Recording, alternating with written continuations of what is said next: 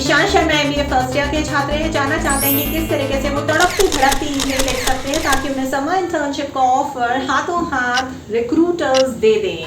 देखिए, एक email template मैं आपसे शेयर करती हूँ और इस ईमेल टेम्पलेट में बहुत सारे ऐसे कॉन्सेप्ट्स हैं, टर्मिनोलॉजीज है जो मैंने रिज्यूमे बिल्डिंग वाले वीडियो से उठाया है। तो मेरा रिज्यूमे बिल्डिंग वाला वीडियो ज़रूर जाके देखिएगा। ईशान, आपके लिए स्पेसिफिकली मैं बोल रही हूँ क्योंकि आप ही के लिए मैंने वीडियो कस्टमाइज किया है।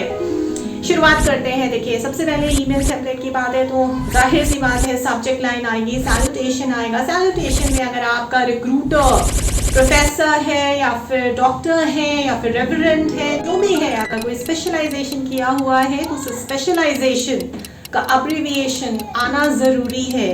डियर से शुरुआत कर सकते हैं। सर, मैम, बिल्कुल भी इस्तेमाल मत करिएगा, उनका नाम इस्तेमाल करिए। लेकिन अगर नाम से पहले उन्होंने कोई स्पेशलाइजेशन यानी कि स्पेशलाइज्ड डिग्री हासिल कर रखी है तो वो भी मेंशन करना बहुत ज़्यादा ज़रूरी है। स्पेशलाइज्ड डिग्रीज जैसे प्रोफेसर, डॉक्टर या फिर reverend, so on and so forth. उसके नीचे सबसे पहले आप जाहिर सी बात है शुरुआत करेंगे अटेंशन ग्रैबिंग स्टेटमेंट से। अटेंशन ग्रैबिंग स्टेटमेंट्स में बहुत सारे स्टेटमेंट्स और सेंटेंसेस का जिक्र आप कर सकते हैं। रिक्रूटर को चैलेंज कर सकते हैं कि I am the best out of the rest. Why? Because I have capacity to outshine the other candidates. ये एक चैलेंज है जो आपने रिक्रूटर को दिया है। अगर ढूंढ सकते हो तो ढूंढ लो, मुझसे बेहतर कैंडिडेट आपको नहीं मिलेगा। तो उन्हें ऐसा फील तो कराओ कि उनके पास एक बहुत सुनहरा मौका है। वो मौका है कि वो आपसे बात कर सकते हैं और अगर उन्होंने सुनहरा मौका गवा दिया तो वो हाथ मलते रह जाएंगे। अगर आपको चैलेंज नहीं दे रहा है तो रिक्रूटर से सवाल भी पूछ सकते हैं, सवाल which is relatable to the job or internship। कि मुझे ऐसा लगता है कि जो जॉब इंटर्नशिप आपने पोस्ट की है वो एक बहुत बड़ी दिक्कत है हमारे देश में, और ना ही सिर्फ हमारे देश बल्कि बाहर भी पूरे वर्ल्ड, पूरा ग्लोब इस दिक्कत से जूझ रहा है। उसके फैक्ट्स फिगर्स फाइंड आउट करिए, उसके बारे में थोड़ा सा डिफाइन करिए ताकि रिक्रूटर और HR को पता चले कि आपको इस दिक्कत के बारे में पता है, उन्हें भी दिखे और लगे कि आप उनको बहुत बेहतरी से समझ सकते हैं। बाकी कोई कैंडिडेट ऐसा कर ही नहीं सकता क्योंकि वो मेरा वीडियो शायद नहीं देख रहा है या वो शायद नहीं देख पाएगा। अगर आप रिक्रूटर को किसी भी प्रकार का चैलेंज नहीं देना चाहते हैं, अगर आप रिक्रूटर को प्रॉब्लम स्टेटमेंट के बारे में नहीं बताना चाहते हैं तो निराश मत होइए। तीसरा तरीका है कि आप उस प्रॉब्लम का सोल्यूशन ड्राफ्ट करिए, क्वांटिफाई करिए with facts, figures, timelines and context. ज़्यादा से ज़्यादा रिसर्च करिए, रिक्रूटर को बताइए कि जो सोल्यूशन दुनिया में अब इस वक्त रिक्वायर्ड है इस जॉब में रहते हुए करने के लिए, ताकि आपकी कंपनी बहुत ज़्यादा प्रॉस्पर करे, आपको अप्रेजल मिले मेरे सिलेक्शन के थ्रू। अगर आप मुझे सिलेक्ट करती हैं तो उसका सिर्फ और सिर्फ एक ही तरीका है, ये सोल्यूशन है आपके जॉब और आपके इंटर्नशिप में जितने भी रोल्स एंड रिस्पॉन्सिबिलिटीज है उनका। हर कोई तारीफ का भूखा है आज के समय में, तो ध्यान रखिए, या तो रिक्रूटर की तारीफ कर दीजिए या उसको कोई चैलेंज दे दीजिए या फिर उससे कोई सवाल पूछ लीजिए related to that specific job और इंटर्नशिप, या फिर उसको एक problem statement related to job internship define करके, क्वांटिफाई करके जताइए, बताइए कि आपकी अंडरस्टैंडिंग क्या है इस प्रॉब्लम के बारे में और आप क्या सोचते हैं।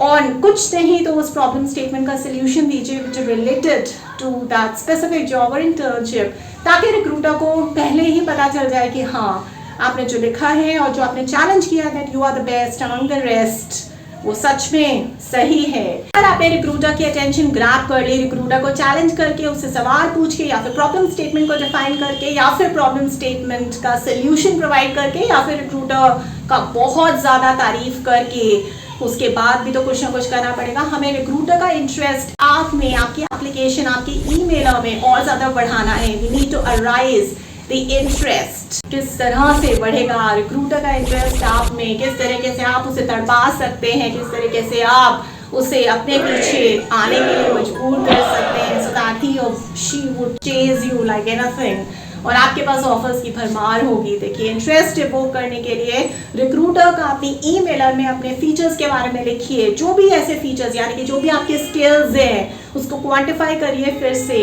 नंबर्स में, साइनेजेस में, फिगर्स में, फैक्ट्स में, टाइमलाइन के साथ, कॉन्टेक्स्ट के साथ, ताकि रिक्रूटर को पता चले कि आप इतनी सारी स्किल्स लेके आ रहे हैं। और अगर इतनी सारी स्किल्स, इतने सारे मैट्रिसेस आप हैंडल कर सकते हैं तो जाहिर सी बात है उनकी ज़िंदगी तो बहुत आसान होने वाली है। उन्हें कुछ ऐसे ही एक बंदे की तलाश है जो वो सारे मैट्रिसेस हैंडल कर सकता है, जो रोल्स एंड रिस्पॉन्सिबिलिटीज़ में उन्होंने लिखे हैं वो सारे के सारे मैट्रिसेस कॉपी करिए, पेस्ट करिए और जता दीजिए। थोड़ा बहुत क्वांटिफिकेशन भी कर दीजिए बुलेट पॉइंट्स के ज़रिए कि सारे मैट्रिसेस में आपने पिछले दिनों या पिछले साल या पिछले कुछ सालों में क्या क्या कमाल दिखाए हैं, कितने परसेंटेज से आपने क्या इंक्रीज किया, कौन सा मैट्रिक्स बढ़ाया है। जैसे फॉर एग्जाम्पल अगर आपने कॉस्ट रिडक्शन करी है, कितने नंबर ऑफ कंपनीज के लिए की है, कितने साल में कितने समय में करी है, और was that 200% for the past 5 years or was that 12% more for the past 10 or 50 years, so on and so forth। ये हो गया कॉन्टेक्स्ट। इस तरीके से रिक्रूटर बाध्य हो जाएगा सिर्फ और सिर्फ आप ही के बारे में सोचने के लिए। तो बाध्य करिए ताकि रिक्रूटर किसी और के बारे में सोच ही ना पाए, सिर्फ और सिर्फ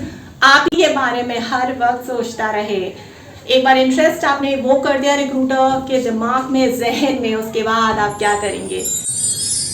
देखिए अभी तक आपने रिक्रूटर का अटेंशन बढ़ा दी है, इंटरेस्ट बढ़ा दिया है। वो सिर्फ और सिर्फ एक प्रेमिका की तरह आप ही और सिर्फ आप ही के बारे में देख रहा है। वो जहाँ जा रहा है, जो कुछ कर रहा है, हर लम्हा उसे सिर्फ और सिर्फ आपकी याद आ रही है। तो क्यों ना इस इंटरेस्ट को और ज़्यादा बढ़ाया जाए, डिज़ायर में कन्वर्ट किया जाए।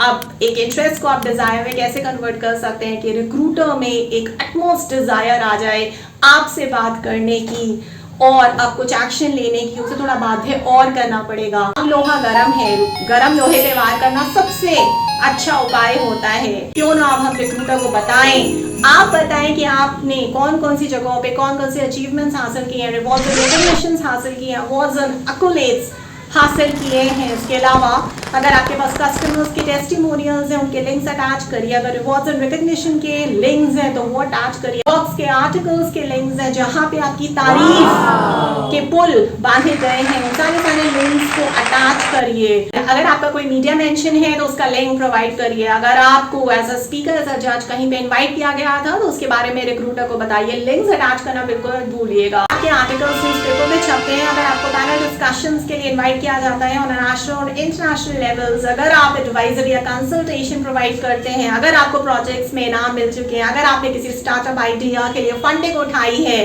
कहाँ से उठाई है और कितनी फंडिंग मिली है, उसका कोई आर्टिकल, कोई भी पोस्ट न्यूज़पेपर में पब्लिश हुआ है, मीडिया में उसके बारे में सवाल जवाब हुए हैं, आपका नाम आया है, तो वो सारे के सारे लिंक्स प्रोवाइड करिए, अटैच करिए।